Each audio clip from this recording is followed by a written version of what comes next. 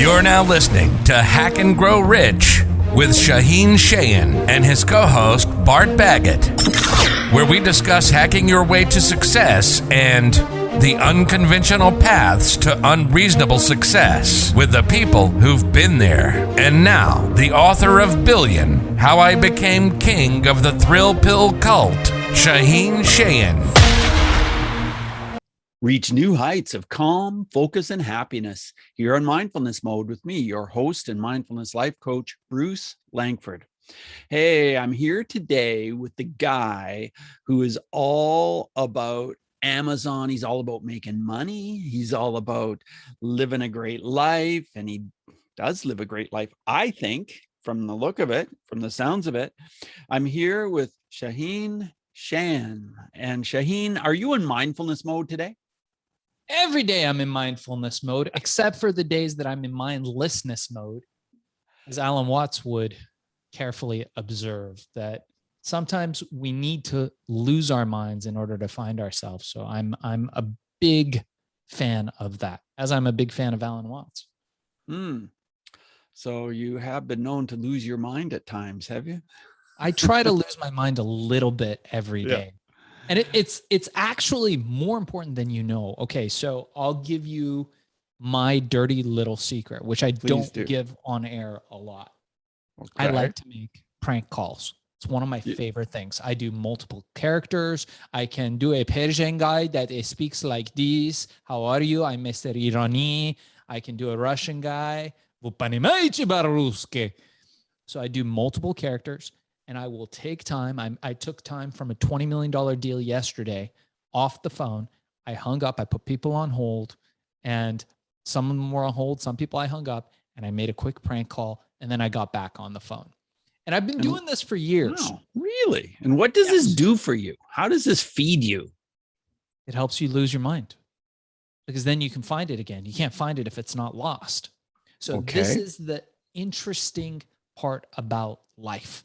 So because this is a show on mindfulness, which I wasn't prepared for, but I am always prepared for. Okay. Do you know why angels fly? Well, because they want to be elusive. No, because they take themselves lightly. Okay. All right. Similarly, in life, it is important that we don't take ourselves too fucking seriously. That's the problem with most people. Seriousness is a disease. Most people have a pole up there, you know what, and they're walking around with all these levels of seriousness and all this projection of themselves. And that's why I do stuff like that. I try to do some silly thing, make a prank call a friend and make them laugh, do something silly and unexpected every day, because it breaks me out of that thing. It breaks you out of the traps of the ego, of the belief that all this is real, that all this is all there is. And the fact is, I love business. I love making money. I love the journey and the path of creating excellence in the world and creating cool products. I've been doing it for a good part of 30 years now. I feel fucking old, but since I was 15, I've been creating products that people take and enjoy. And at the end of the day, I realized the commonality between myself and a lot of my friends that are also successful. And the fact is that at the end of the day, they don't fucking take themselves so seriously. You just love having fun. I love having fun. Who doesn't? Well, some people don't. There are people that, like you say, their whole life is about being serious. And I've met a lot of them. And you can be very serious about mindfulness too, as I'm sure you know. You can just be so serious about meditating, and so serious about being mindful.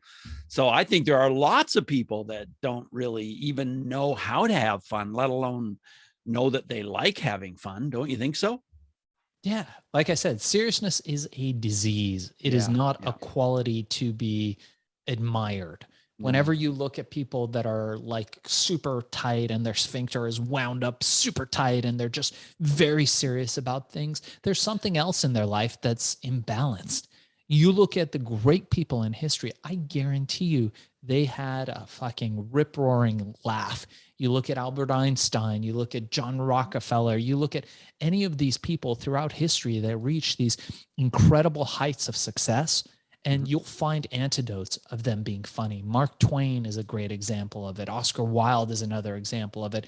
Alan Watts. You look at any of these great people throughout history, they didn't fucking take themselves seriously. It's only the assholes that take themselves seriously. When was the first time you knew that you loved making money? Were you a little kid? Yeah. So I started out coming to this country as a refugee. My family and I came to the United States during the fall of the Shah. The Iran-Contra thing was going on. It was late 1970s, early 1980s. And I found myself, surprisingly, in the school system here in Los Angeles and just getting my butt kicked every single day because I didn't speak English. Right. I was a little foreign Iranian kid. People called me towelhead and camel jockey and all these kinds of, wacky names. Pretty uncreative. Yeah. And I realized that I needed to find a way to differentiate myself if I didn't want to be the recipient of every ass whooping that was being served at this school. So what I did was I pulled together all the misfits, all the derelicts. And by the way, I write about this in my book that just dropped, Billion, How I Became King of the Thrillpill Cult. It's out now on Audible. Okay, well I'll just repeat that again because as you turned away from the mic, I couldn't hear you as well. So. Oh, sorry about that. Yeah, my book just dropped. It's called Billion, How I Became King of the Thrillpill Cult. And it's my whole story about how I did all this. Now, we can go into this a little bit more, but what I did was I gathered all the derelicts, the misfits, all the kids that didn't belong, and there was something severely wrong with every single one of us. And we created a little gang, an adolescent gang, where we would go to the liquor stores. We had a little Greek kid with us who was a short kid, so he would sneak through the metal detectors, and we would pilfer the stores for adult magazines, gum, whatever it is that we could fit in there, bottles of liquor, cigarettes, and we would sell it inside the school. Now, this led to us gaining some level of popularity because the cool kids knew that we had all the stuff. You want nudie magazines, cigarettes, glue, whatever it is, we got it. The problem was, Bruce, that I realized very quickly in a moment of self-revelation that I was really fucking bad at crime because we would always get caught every single time. My little, the adolescent butt would sell something, we would get busted for it every time. So I find myself back in Los Angeles, 15 years old, thinking to myself, dude, I want to make some money. I want to get rich. I want to reach the heights of success. How do I do that? Well, I asked my parents and they're like, go be a doctor. You must be a doctor. Doctor is the best way, the pinnacle of success. Look at Mr. Iruni. He is a doctor. If you become a doctor, you will become successful. And I said, well, okay. How long does that take? I'll do that. I said, oh, well, we don't know. We've never done it. And my family was fairly poor. We were lower middle class at best, probably poor. My dad worked at a dry cleaners and at pizza shops and those kinds of things. And I said, all right, let me find out. So as soon as I found out how long it takes to become a doctor, I was out. Right. I packed my bags. I left. I went into the rave electronic music scene, the dance scene. I managed to find myself a mentor in those days who's an amazing person. Again, I write about this in my book. And I looked around and saw that people were taking drugs, but the quality and supply of drugs had dried up, particularly of one called ecstasy. And I thought to myself, well, what if I could create a legal version of this? And I did it. I sold it through the drug dealers at the clubs. And by the time I was somewhere in my late teens, I remember walking into my office. I had a collection of exotic cars. I had fallen asleep in my car because I didn't sleep very much in those days. It was a Lamborghini, drooling on the passenger seat. Not a good look. Walked into my office and the news broke that we had made over $1 billion in revenue that year. Wow. And The year before, I was sleeping on the beach. I was sleeping in abandoned buildings. I had no money. I was sleeping. You basically made $1 billion in 1 year. Less than a year. It's probably close to about 6 months.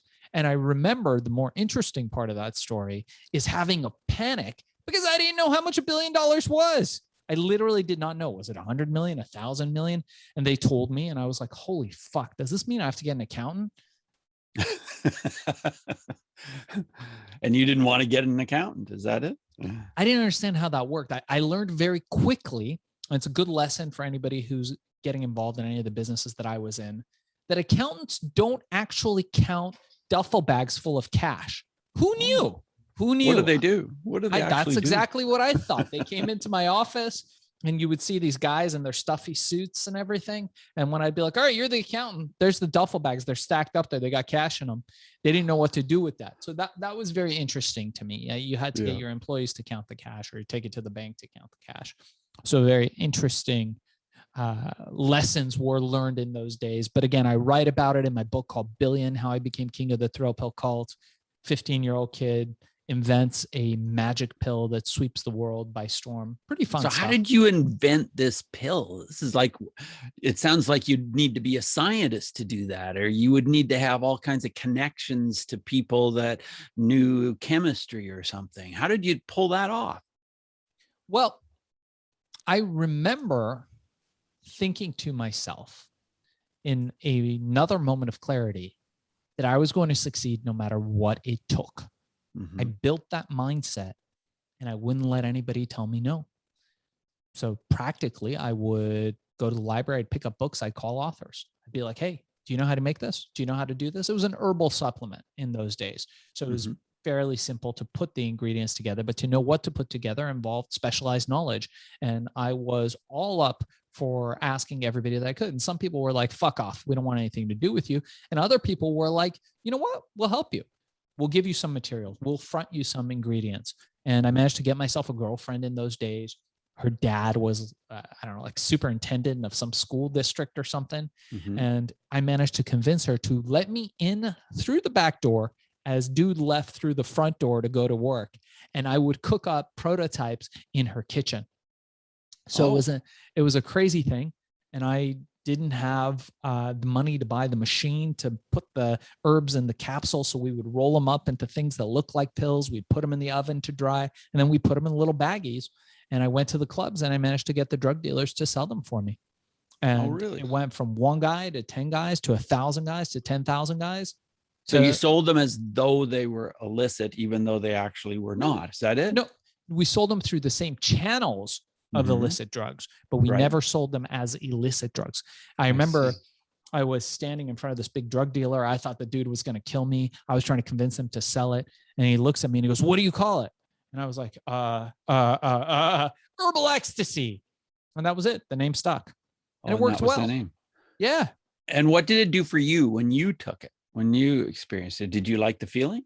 Yeah, it was great. It was fantastic. You know, I'm a big fan of herbal medicine and natural supplements. And this was one that was very effective. It was very efficacious. It had all kinds of great effects to it. No downside, no side effects. And again, I do not espouse the use of anything without the consultation of your doctor or medical practitioner. So please don't listen to this podcast and take anything without consulting your doctor. I am a qualified chimpanzee. That is about it. You should not take medical advice from me. But with that said, I had a great time taking the supplement, and it really led to a lot of mental clarity. A lot of people loved it. A lot of people felt that it was just like real ecstasy. Oh, really? Yeah. And then did you just continue to sell that year after year after year? What was the next thing that sold happened? It for several years. And then there was a big hubbub. I guess the government and the pharma companies didn't really like somebody selling a recreational pill that they had very little control over. Who knew? And they clamped down on it. And so I sold that. We at that time had, like I said, 200 employees. We did $1 billion in revenue. It was nuts. Yeah. From there, I went to solving the problem of smoking. I realized that people have been smoking for thousands of years, create smoke, tar, carbon monoxide, carcinogenic elements that are found in smoke. And nobody had really found a solution for it. So I went about creating all the technology that now is the foundation of all the vapes and e-cigs that you see. And that company went public in 2007. I sold it around 2006, roughly. And I went on to selling products on the Amazon space. And I realized that we were really good at it. Amazon was in its infancy. And so we learned how to master that whole ecosphere of Amazon. And now what I do is I teach people how to sell products on the Amazon platform and to create recurring, predictable revenue. I teach anybody how to find a product. Doesn't matter if you're in Canada, doesn't matter if in the United States, doesn't matter if you're in Africa. I got students from all over the world. And I teach people how to use this beautiful platform that this man, Jeff Bezos, has built that is creating more wealth than any other e-commerce platform in the world, how to use that to create wealth for yourself and your family. And I do that through my FBA seller course. And in fact, my course is normally $200 for anybody that's listening to Bruce Langford on this podcast. I'm going to offer it for free. No credit card, no obligation. If I can empower people to create recurring, predictable revenue and reduce the stress on themselves and their families and utilize the Amazon platform, I'd like to do that. You guys can email me directly. I'm going to give away my direct email is darkzess@gmail.com, darkzess@gmail.com. Mention Bruce and you will get the 1-hour course, A to Z, how to get reviews, how to find a product, how to open an account, everything you need for free, no obligation. We're going to do that for everybody on this show. Wow, that's a great offer. So that is really interesting. And so it's a 1-hour training. Is that what you said? Yeah. And after 1 hour of training, I'm going to be able to know how to go on Amazon and make Amazon work in such a way that I can have recurring income. Is that correct? Sure. Yeah. Wow. That sounds beautiful. So what do you think holds people back from doing that? What do you think is the reason that there aren't more people doing that? I think in general, and this is an unpopular view, not everybody is meant to be entrepreneurial. Some people are better off working for other people. Yeah. The fact is, when you ask people, you ask wealthy people, successful people, why are you successful? They will invariably come back to say, I'm passionate about what I do. Ask Mark Zuckerberg, why did you succeed and all these other people fail? I'm passionate about social media. I'm passionate about this. It's fucking bullshit. It's really bullshit. As Scott Adams says in his book, How to Fail at Almost Everything and Still Win Big. It's something like that. Yeah, I love that book. I love it's that a great, book. It's a really great book. And he talks about this. And the fact is, most people are going to fail. Yeah. Most people will never succeed. Most people truly suck at what they do. A lot of people are afraid of success. Am I right? People are afraid of success. People are afraid of failure, and sometimes with good reason. Mm-hmm. It doesn't mean that you are tied to that fate. I know you're in the business of coaching and success coaching and hypnosis. It doesn't mean that anybody's tied to that fate, but until they realize how bad they suck, they're never going to get better. The first step in getting better at anything, in wanting more, is realizing that you're really fucking bad at something. If you've been trying to make money year after year after year, and you're now sitting 20 years later and you haven't made money, you've failed, you gotta have a come to Jesus talk with yourself and be like, dude, I fucking suck. And I realize that, but I'm not going to give up and I can get better. This is the second part of that, is that you can improve. You can get better, but the world isn't going to tell you that. You talk to wealthy people, they're going to tell you they're lucky. They're going to tell you, hey man, I just got lucky and I'm really passionate about this thing. They don't want to tell you that, you know what, I'm smarter than you.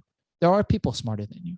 And not only that, I'm more ruthless than you. I'm more aggressive than you. I know how to manipulate people more. I know how to exert influence in the right ways. These are things that people will not tell you. These are things that people will not share with you. You have to be more aggressive. You have to be relentless.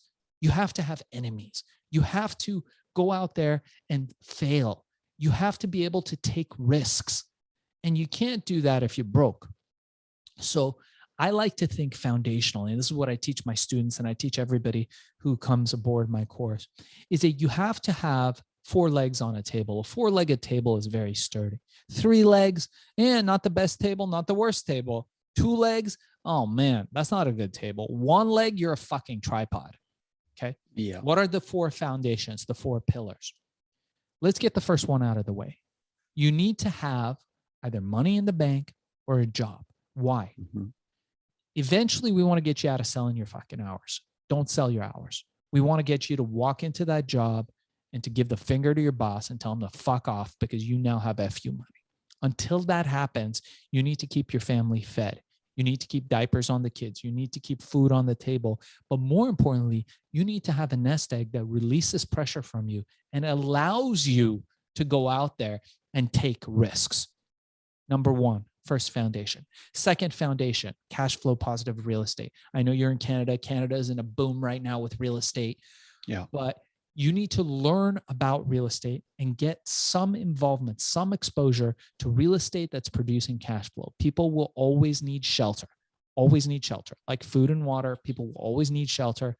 And you, in the long term, will create wealth doing that. The third one, something that's compounding interest, investing smartly in stocks, bonds, crypto, anything that's compounding interest for you. I'm not a crypto guy or an expert by any means. I have friends who are, but you can invest in stocks. You can compound. Why Warren Buffett is one of the wealthiest men in the planet? Because he's been investing for the longest period of time. If Bezos or Musk or one of those guys were investing for the same amount of time that Buffett was with compounded interest, their wealth would be well in the trillions. And the fourth pillar, arguably one of the most important ones, is you need to create real estate. How do you create real estate in e-commerce? You do it by opening up an Amazon account, an eBay account, an Etsy account. Now, when you do that, and I recommend people open up an Amazon account. Again, guys, check out my course. It's FBAsellercourse.com, FBA standing for Fulfillment by Amazon, or go to Shaahin and click on the link for course. If you're interested in the free course, it's a $200 course. I'll give it to you for free if you mention Bruce. It's darkzess@gmail.com. Email me directly. I answer all emails, and I'll answer that. Back to our point here. Once you can get to the point where you have these four foundations, you can't have a bad day. Why? Let me tell you. You can't have a bad day because, hey, your stocks are down. No problem. Your real estate is still cash flowing. That goes slow. People need a place to live. Oh, well, that might not be going so well. Your e-commerce business is doing great. Oh, well, that's not doing well today. You always have your job. You have that security, and you live to fight another day. That's why you need the four pillars of foundational thinking. And I'm happy to coach anybody or teach anybody through this. Just reach out to me. And we teach this in our mastery program. I'm fascinated about this program. I'm fascinated at how focused you are and how deliberate you are about what you want to achieve. But tell me this, what does mindfulness mean to you in your life? Mindfulness for me in my life is presence. It's the ability to, as the great author Ram Dass, Richard Alpert would say, be here now. Be able to be a real person, an authentic person, which is the first and foremost component to it. Just be fucking real. Be who you are. And that brings about the ability to be present for your family, to be present for your friends, and to take a moment to realize that it all came and it'll all go. Did you ever have a hard time being authentic, being that real person? No. It always came naturally to you. For me, it came naturally because being authentic, I had no choice. That was it. I could only be authentic. I was in survival mode. Remember, I left home when I was 15. Yeah. I cut ties with my family, my friends. I was sleeping on the beach. I was sleeping in abandoned buildings. I was doing whatever I could to survive. And when you are in survival mode, You can only be authentic. Now, I train and practice Brazilian Jiu-Jitsu. I'm just a beginner. I've only been doing it for a few years. I still try to get good at it. But combat sports is a great example of this. You can't be inauthentic when you're in a fight, when you're on the mat, when you're sparring, and it's you and your opponent, and that's all there is. You can't bullshit. You can't be like, you know what? I'm better than I am. You're going to get slammed. The fact is, in that moment, you only have the truth, the authenticity, and your presence. It's your mindfulness. So tell me more about jiu-jitsu. What, like you've told us a little bit, but what is it about that makes it such an incredibly powerful thing in your life? Yeah, so I'm not an expert by any means. I'm just a practitioner and a student that I've been doing it for several years. But Brazilian Jiu-Jitsu is a martial art that primarily involves grappling. And the reason why it's a super martial art, a lot of people call it a superpower, is because you have the ability to contain a situation without inflicting unnecessary damage on your opponent. It was developed in order for smaller, weaker people. The founder of the art, one of the founders of the art, was an older, frailer man, and he wanted to use a martial art, develop a martial art where he could fight bigger opponents and be able to thrive and do very well. And that's why he created it. And for me, why it's important is because it gives me that presence, that mindfulness that allows me to maneuver in the world, that ability to learn in those instances that are very authentic and real, where it's just combat. Bruce Lee would always say, truth is found in combat. And there's a reason for that. Because there's something pure to that. Even when you watch UFC or you watch fights on TV, there's something pure. There's a purity that we crave when we watch a great athlete fighting on TV, because you know it's just between him and the opponent. And although there's 1,000 people all around them, or thousands of people all around them, people watching them on TV, in that moment, it's just between those two fighters. And there's a beauty to that. Shaahin, I want to ask you more about your book and what the process was like. Did you write this whole thing yourself, or did you record it as an audio and then put it into words? Or what was the process, and what was your goal when you wrote this book? You know, and by the way, the book is called Mindful Tribe Billion: How I Became King of the Thrillpill Cult. And there you are holding it up. Yeah.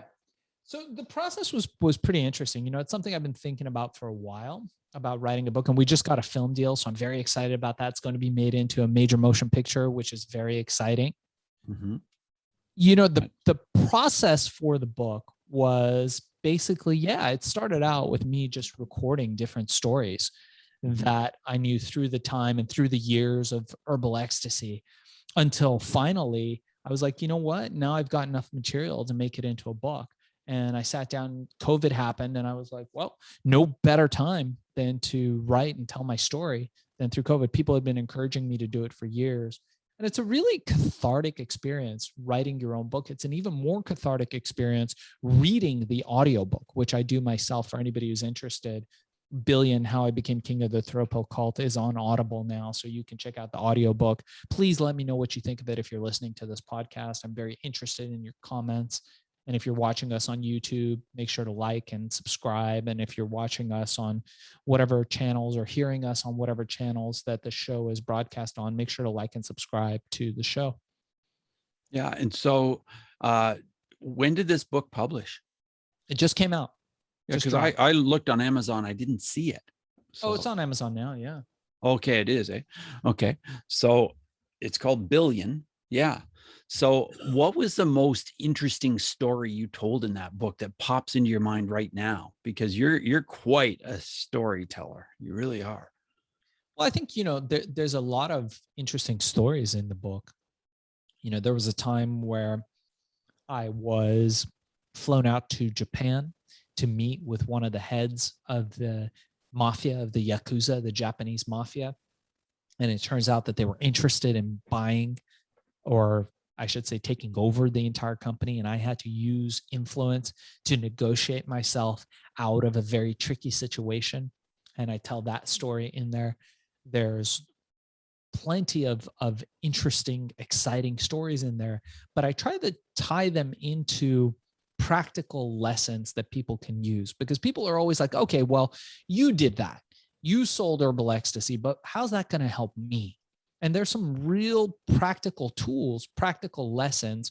We say hindsight is 2020, but I always tell people, look, find somebody who's done what you want to do and get them to coach you, get them to mentor you, get them to teach you how they did it. And truthfully, my story is an interesting one, but what's more interesting is my ability to take other people and to get them to success, which is what I'm focused on now.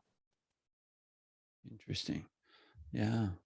So I want to ask you a question about bullying. Were you ever bullied? I know that you said when you first came to America, it was pretty brutal, but do you have like a single story of bullying, either in your adult life or as a kid, where mindfulness would have made a difference?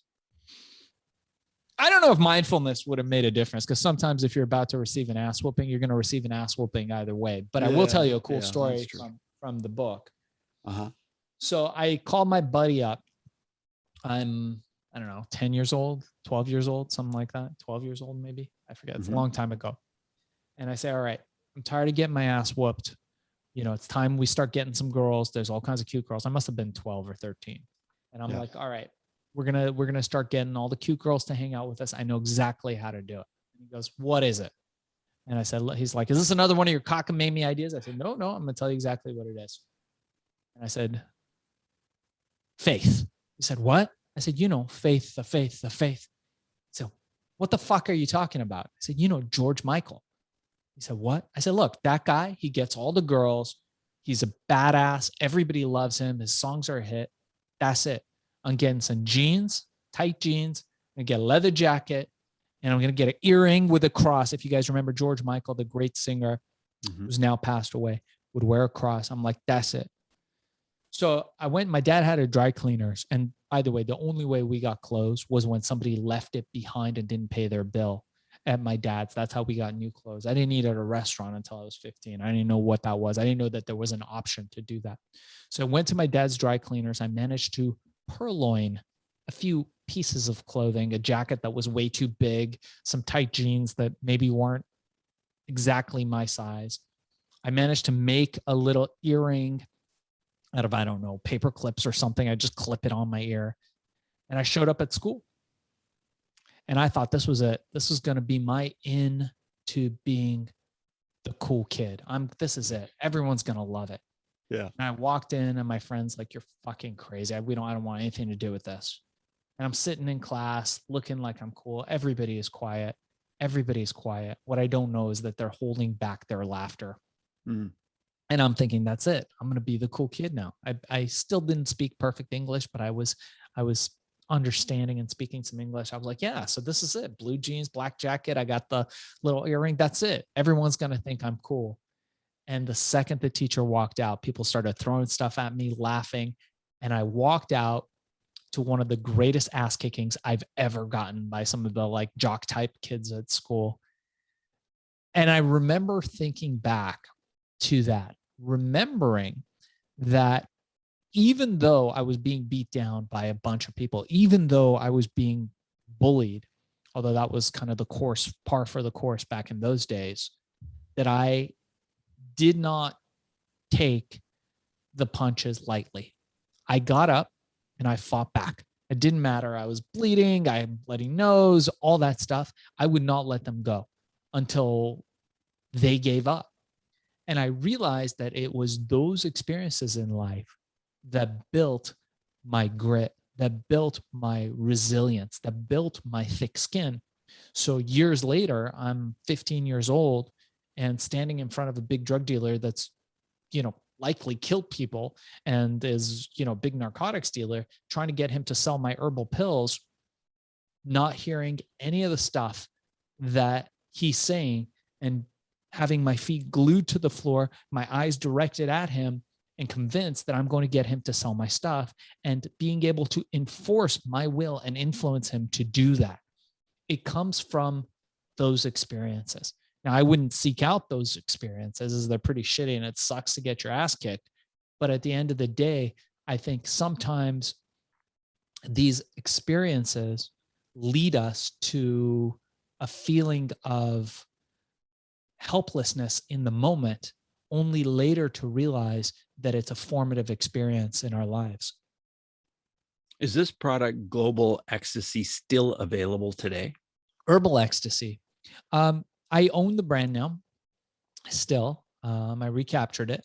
And it's a performance brand now. So it's like a male performance brand. Some females use it too, but we're working on it. And eventually I will do a relaunch of it in time. It's certainly not what it was back in the day. Most of the ingredients were restricted.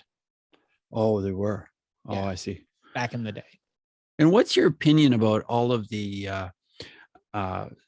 places where marijuana is now becoming legal? I mean, it's legal in Canada. We have shops just popping up here, there, and everywhere. Every other block has a shop where you can buy marijuana. What's your thought on that? Like, is that something that you really want to do to your brain? Does it sharpen you? Does it help you to be a more successful person in life?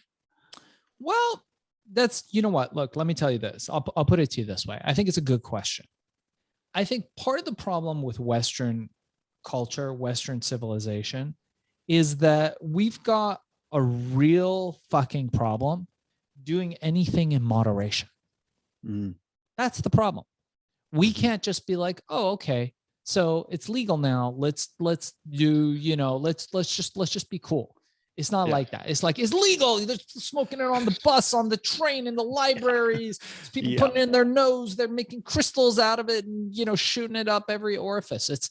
That's the main problem. As far as plant medicines go, look, this is something that's been used for thousands of years. And one of the most interesting curative medicines out there. The problem with Western medicine is not that it's not effective. It's that it's one size fits all and at the mercy of financial institutions, governments, but ultimately politics governs our health. Less so in Canada than in the United States.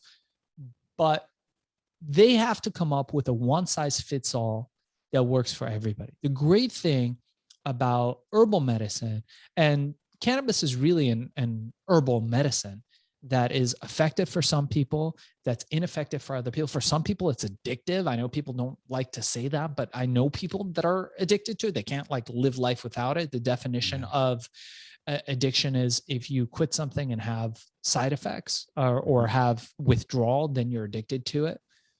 So look, I don't see anything wrong with it. I mean, I think it's much more benign than alcohol, which is legal everywhere. Right.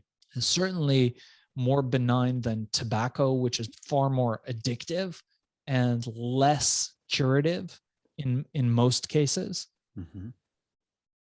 But at the end of the day, these things are really nuanced conversations. So the question is like, all right, is this stuff good for us societally? Well, for some people, yes. For some people, no. For somebody who's got chronic pain and doesn't want to go on opioids and they're just going to smoke weed once a day and be good and not get addicted to opioids and ruin their life, then yeah, this stuff could be a miracle. There's tons of people that use this, that their lives relies upon this particular plant. And that's awesome that that's available. They can grow it. Nobody gets a piece of it. Like, I get that. That's freaking awesome. For entrepreneurs, I recommend against it because I don't think it makes you a better entrepreneur. I don't think it makes you a better business person, especially somebody who's just starting out. I think that if you're just starting out, you've got to focus on what things could make you sharper, what things could make you brighter, not what things could distract you and numb you out. Yeah, I would totally agree with that. Yeah, for sure. Shaahin, as we move forward in the interview, I want to ask you 5 quick answer questions. So just 30-second answers are perfect. The first one is this: who is one person who has been a powerful mindfulness influence for you? So the first person is going to be, I would say, my first mentor, a man named Edward Lawson. Again, I write about him in my book. He was my first mentor, very impactful. The second person, I get to name 5, right? You can. I just ask you for one, but you can name well, there you 5 go. if you want. That's the That's one. it, Edward Lawson. Okay, great. My second question is this: how has mindfulness affected your emotions, or how you deal with your emotions? I think that emotions are triggered by instability, and sometimes the ability to watch your emotions, from my understanding, I'm not an expert at mindfulness, but what I understand it to be is the ability to watch your emotions and your feelings without judgment can lead to a greater sense of calm, a greater sense of understanding. So for me, I really feel it's that, being mindful of what's going on around me, and to be able to watch my emotions, watch my feelings without judgment for a period of time. The ability to suspend judgment is, again, another superpower. So I think it's maybe that by a different name. Shaahin, tell us how breathing is part of your mindfulness. I love breathing. So I do a number of different types of breathing exercises. I'm a big fan of Wim Hof and the Me Wim too. Hof method. Yeah. So Yeah. I do that. I do cold exposure. I just actually got out of an ice bath before this call. So I think that's super exciting. Whoops, you just cut out. All right. Yeah. So sorry about that. We had a little brief interruption there, but I also like doing box breathing. I think that's fantastic. I use a virtual reality app now for most of the times I meditate. It's called Trip. It's on the Oculus system. Fantastic. If you guys reach out to me, I'll share a link or a coupon code for it with you if you want. It's a fantastic way to get into a flow state, but that one gets me in a flow state in 8 minutes. And it uses a lot of different types of breathing, but one of the most effective is box breathing, which I really like. I'm also a fan of the Oxygen Advantage, a great book written by an Irish scientist named Patrick McEwen, who's a peak performance specialist. And he talks about breathing and breathing techniques, primarily just breathing through your nose, and something called the Buteyko method, which he's an expert at. So breath is life. Yeah, it really is. That's for sure. And so my next question was about recommending a book, and you just did that, Oxygen Advantage. So yeah, we'll put that in our show notes as well. And my last question was about sharing an app.